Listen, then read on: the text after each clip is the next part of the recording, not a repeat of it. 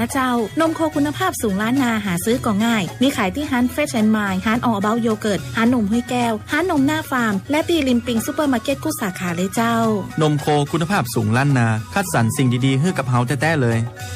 โครงการส่งเสริมนวัตกรรมผลิตนมโคคุณภาพสูงล้านนาสู่การแข่งขันด้านการตลาดกลุ่มจังหวัดภาคเหนือตอนบน1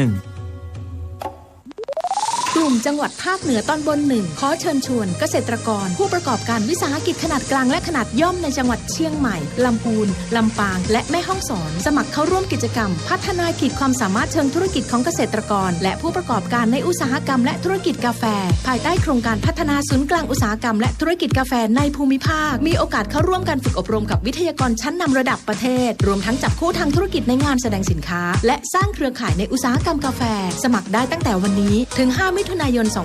2564 โทร 086-361-4645 รับจำนวนจำกัดป้องกัน5อันตรายที่อาจจะเกิดขึ้นได้ในช่วงฝนตกป้องกันโรคติดต่อระบบทางเดินหายใจโรคติดต่อของระบบทางเดินอาหารป้องกันอันตรายจากอุบัติเหตุจราจรเมื่อฝนตกถนนลื่นขับขี่ด้วยความระมัดระวังตรวจเช็คสภาพรถให้พร้อมมันตรวจเช็คสภาพอุปกรณ์ไฟฟ้าและสายไฟภายในบ้านให้อยู่ในสภาพดี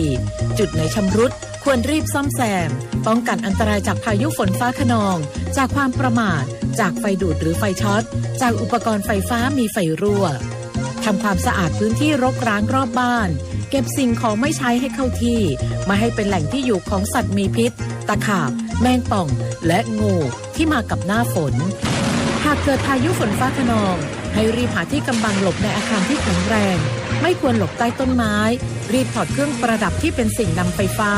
และไม่ควรใช้โทรศัพท์เพราะอาจเกิดฟ้าผ่าได้หากต้องการความช่วยเหลือหรือแจ้งเหตุสาธารณภัยที่